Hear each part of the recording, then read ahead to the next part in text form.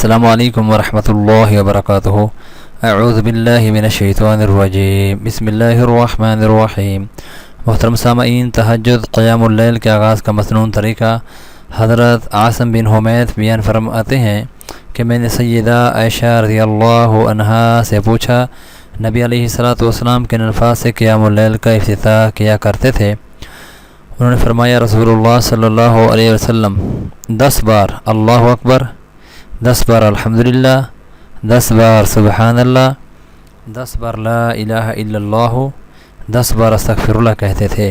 پھر فرماتے، اللہم اغفر لی واہدنی وارزقنی وعافنی اعوذ باللہ من ضیق المقام یوم القیامہ۔